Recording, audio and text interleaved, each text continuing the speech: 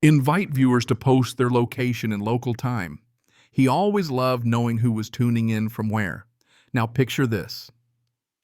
The morning air over Derek Foster's ranch lake is calm blue and unhurried. Then a sound slices through it, sirens loud and urgent, barreling down the dusty road like history's most dramatic parade. He squints toward the horizon, a coffee cup half raised, and thinks this ought to be good. This. Because tied neatly at his brand new dock is something that should never exist on a ranch, at least according to every HOA manual ever printed, a 43-foot Sunseeker yacht. Yes, a full-blown yacht gleaming in the Texas sun, rocking gently as if it had just slipped in from the Gulf. Derek runs his hand along the polished rail and chuckles.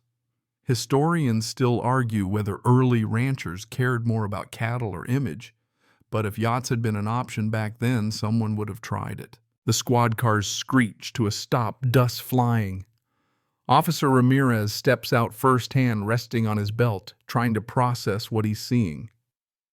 Behind him storms Sandra Wilde's HOA, president of Sunridge Hollow, wide-brim hat shading a scowl, sharp enough to dent steel. She points like a stage director at Derek's yacht. That's a maritime safety violation. That thing doesn't belong here. Derek blinks once, savoring the absurdity. First off, it's a private lake, not a pond. Second, I didn't park it, I sailed it. He lets the word sailed linger, partly for effect, partly because Sandra looks like she might swallow her own clipboard. The officers scribble notes as though recording a felony, though one mutters under his breath. Looks more like a postcard than a crime scene. Sandra escalates fast. She shrieks about zoning aesthetics and how she'll claim jurisdiction of the entire lake within 24 hours. Derek just smiles. What she doesn't know what he's about to reveal is that exactly 6 minutes earlier, he signed papers buying the Sunridge Marina, the very jewel the HOA relies on for their smug community events. It's almost theatrical, the timing. He checks his phone, sees the confirmation email, and just as Sandra is crowing about lake rights, control her own device dings. She reads, freezes, and sputters. You bought the marina. The silence that follows is so heavy you can hear Buddy Derek's golden retriever panting. Derek raises an eyebrow. Yep. But the scene is far from finished. A truck pulls up. Craig Mulvaney, the HOA's vice president, jumps out, sweater vest clinging in the heat, waving legal papers like a knight with a bent sword. He yells about stop orders and commercial violations, ignoring the fact he's sweating harder than a turkey at Thanksgiving.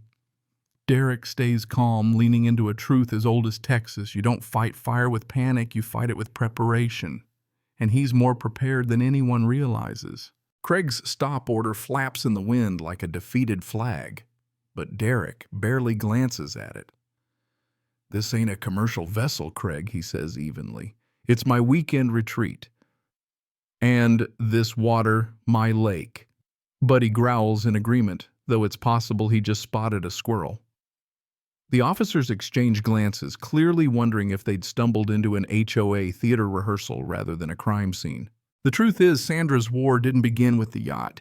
It started months earlier with her constant nitpicking: trees too ugly, horses too loud, fertilizer too smelly. Historians still argue whether tyrants are born or elected, but Derek's pretty sure Sandra crowned herself. The yacht, though, was her breaking point. To her, it wasn't just fiberglass on water. It was rebellion parked right across the street. So she pushed harder. First came the letters: visual incongruity, forced community integration, property value destabilization. Derek pinned one to his fridge just to laugh at during breakfast. But when threats shifted into paperwork and paperwork into sirens, he knew he had to strike back. That's why he bought the marina.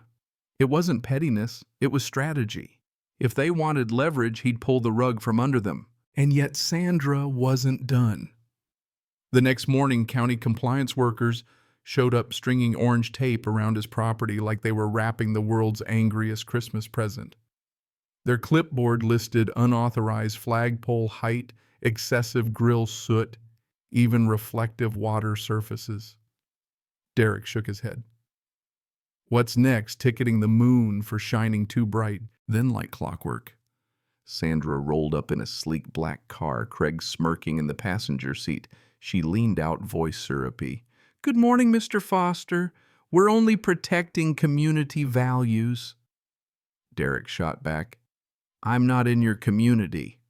Her smile widened thin as cracked porcelain. "But you border us. The county listens to our input."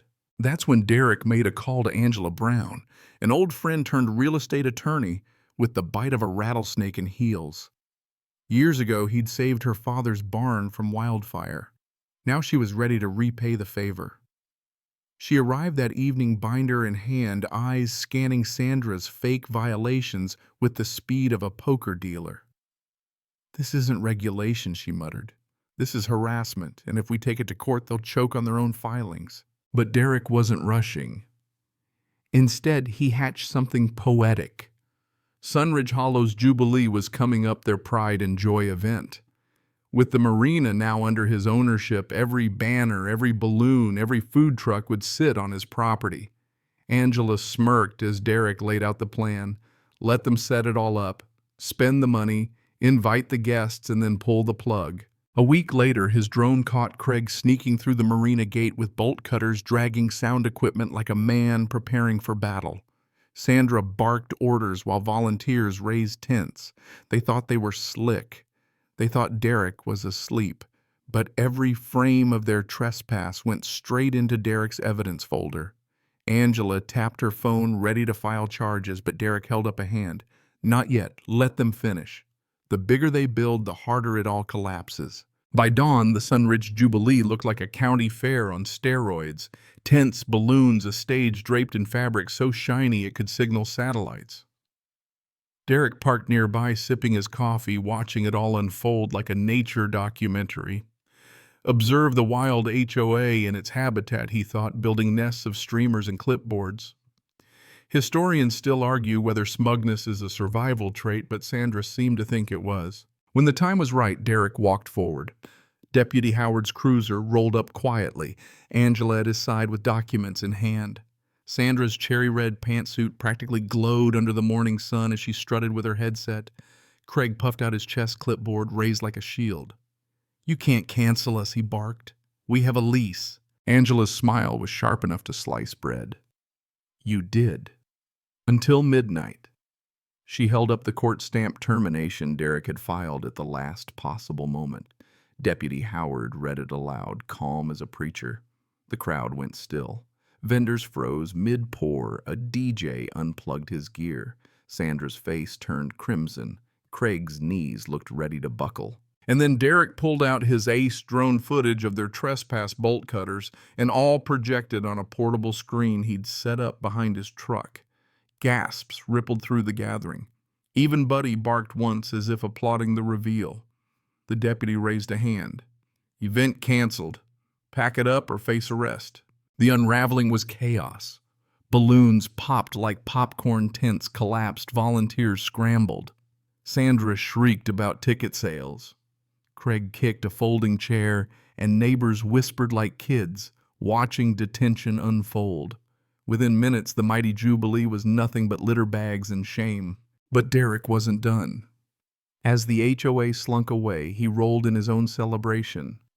Edric the DJ cranked music, neighbors from outside Sunridge danced under the stars, barbecue, smoked laughter echoed across the lake. It wasn't a rebellion. It was freedom. Sandra shouted from afar, soaked in humiliation. "You haven't seen the last of us." Derek just waved. "Hope not. I've still got a few surprises left."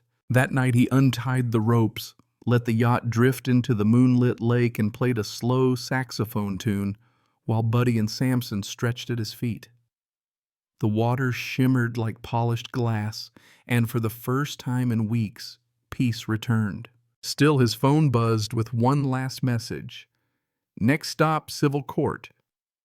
Derek handed it to Angela. She laughed, braid flicking over her shoulder. They picked the wrong cowboy. The Jubilee faded into legend. For Derek, it wasn't about boats or bylaws. It was about standing tall, reminding bullies that private land means private. And as the yacht cut through the silver water, The whole world seemed to whisper that simple truth back to him. Now the music softens, the words slow, the edges round off. Picture the lake under twilight, still as a mirror, its surface only disturbed by the gentle wake of a yacht moving without hurry. Derek leans on the rail, eyes half closed, listening to the crickets join his saxophone in a kind of accidental duet. The air smells of mesquite, faintly smoky, and his dogs rest nearby, paws twitching in dreams.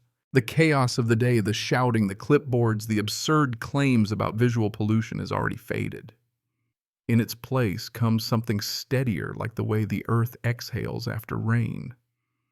The Marina lights blink softly in the distance, but they no longer belong to the HOA, to their rules or their endless petitions. They belong to Derek now, and by extension to the quiet, to the calm, to the life he chose. Every so often the memory of Sandra's splash into the lake or Craig's stunned silence flickers through his mind, and he almost laughs. Almost. Because tonight isn't for gloating. It's for remembering why he built this life in the first place, mornings with coffee, evenings with music, and a place where peace could stretch as far as the horizon. There will be more letters, more filings, perhaps even another round in court. But those battles can wait. For now, Derek lets the night embrace him. The yacht rocks gently. Buddy sighs in his sleep, and the stars scatter their silver across the water like confetti thrown by the universe itself. So he breathes slow and deep, and the story closes, not with a shout, but with a whisper. A ranch, a lake, a yacht, and a man who would not be pushed.